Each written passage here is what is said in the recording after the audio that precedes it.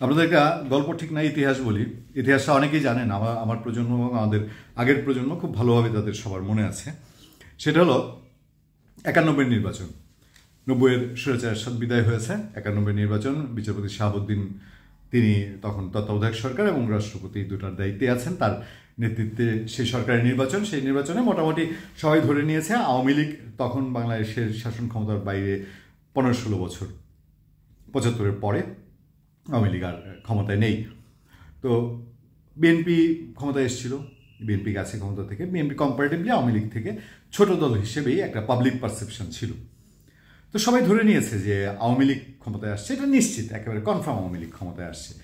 আওয়ামী লীগের লোকজনও মোটামুটি একটা মন্ত্রিসভা গঠন করে ফেলেছে, এরকম একটা অবস্থায় ছিল যাদের, মানে নির্বাচন হচ্ছে আর মন্ত্রিসভা রেডি, তাদের মধ্যে একটা ভাবসাব অলরেডি চলে এসছে। আওয়ামী লীগ, ছাত্রলীগ, আওয়ামী লীগের ঘরে ঘরে রব রব রব। আর বিএনপির মধ্যে নির্বাচনের ফলাফল আসতে শুরু করলো সন্ধ্যায়।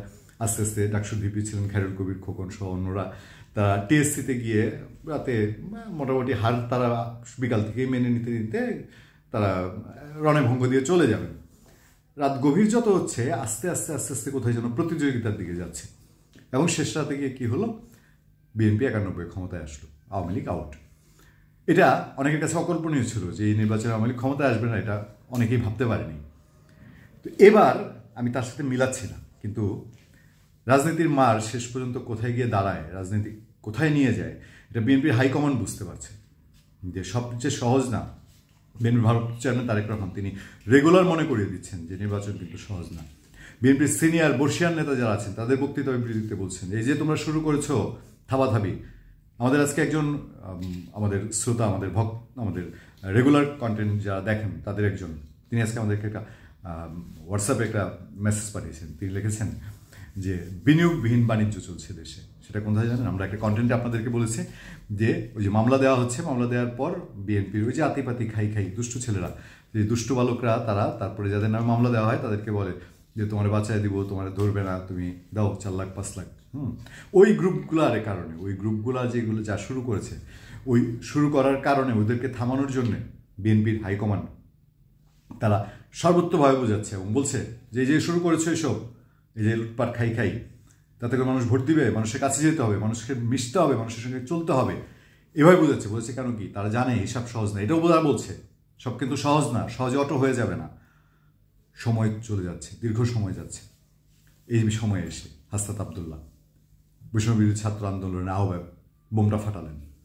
সরাসরি বিএনপির নাম মুখে নেন নাই, বিএনপির নাম এই মুহূর্তে তার মুখে নেওয়াটা কৌশল, মুখে না নেওয়াটাই কৌশল, কিন্তু সবাই বুঝতে পারে তিনি কাকে বুঝিয়েছেন। সোজা সাপটা বলেছেন যে চাঁদাবাজ বদলেছে, চাঁদাবাজি থামে নেই, চাঁদাবাজরা আবার নতুন রূপে এসছে। দখলদার বদলেছে, দখলদারিত্ব থামে নেই, দখলদাররা আবার নতুন রূপে এসছে। কাকে বুঝিয়েছেন? বুঝেছেন আপনারা, আমরা বুঝেছি, আপনারা আপনাদের মতো করে বুঝে নেবেন। এই কথাটা বৈষম্য বিরোধী ছাত্র আন্দোলন যখন বলছে, তখন বিএনপিকে এটাকে চ্যালেঞ্জ হিসাবে দেখতে হচ্ছে কিনা, বা দেখা উচিত কিনা, বা দেখছে কিনা, দেখবে কিনা, আপনারা ভালো করে জানেন, দেখতে হবে। না দেখলে আওয়ামী লীগের পরিণতি যে জায়গায় গিয়েছে তার চেয়ে আরও ভয়ঙ্কর পরিণতি যে কোনো রাজনৈতিক দলের জন্য, বিএনপি না, যে কোনো জন্য একটা সুযোগ এসছে বলেই, বা বাংলাদেশের মানুষ, তাদের হাতে কোনো বিকল্প নাই, তাদের কোনো সেই নেতৃত্ব নাই, তাদের কোনো গার্জিয়ান নেই, তারা অসহায় পরিস্থিতিতে বলে আজকে বিএনপির এই খাই পার্টি যারা, আমি দুষ্ট বালক বলছি, আপনারা খুব হালকাভাবে নেবেন হয়তো, কিন্তু হাসনাত আবদুল্লাহ কথাটা যেটা বলেছেন একদম জায়গায় ঢিল মেরেছেন। আমি তাদের অনেক কিছুরই সমালোচনা করি, বৈষম্য বিরোধী ছাত্র আন্দোলনের নেতৃত্বে তাদের সমন্বয়কদের অনেক কিছুর সমালোচনা করি, অনেক কিছু আমার পছন্দ না, আমার মতের সঙ্গে মিলে না, আমি প্রকাশ্যে আমার মত প্রকাশ করি, কিন্তু এই জায়গাটায় আমি একমত হতে চাই।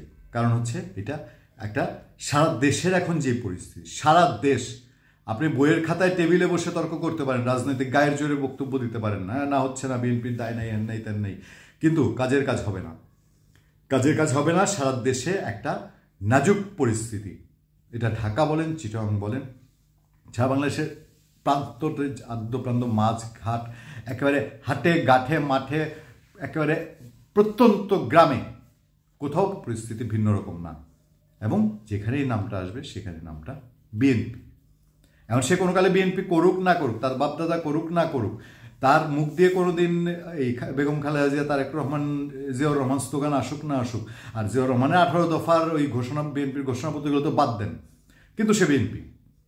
ওই যে এখন একটা ইয়ে নিয়ে বের হতে পারে, একটা লাঠি, একটা ডান্ডা নিয়ে বের হতে পারে, চিৎকার দিলেই 10টা লোক আইসা তারপরে খাওয়া দিতে পারে। খাওয়াই থেকে ওই এর হোটেল থেকে ওর হোটেল থেকে ফোন দিবে, নিয়ে আয়, নিজের পকেট থেকে পয়সা যাচ্ছে না। তো লোকজনও মিললে পরে সেই লোক যখন বিএনপি, সেই বিএনপির হাত দিয়ে এখন আসল বিএনপির তাহি অবস্থা হাসনাত আবদুল্লাহর মুখে শুনতে হচ্ছে। চাঁদাবাজকে উত্তরটা একদিন হাসনাত আবদুল্লাহর মুখ দিয়ে নিশ্চয়ই আসবে। ধন্যবাদ সবাইকে, ভালো থাকবেন, সুস্থ থাকবেন, আবার দেখা হবে, আবার কথা হবে। সবসময় আপনাদের সঙ্গে আমি আতিক রহমান পূর্ণিয়া।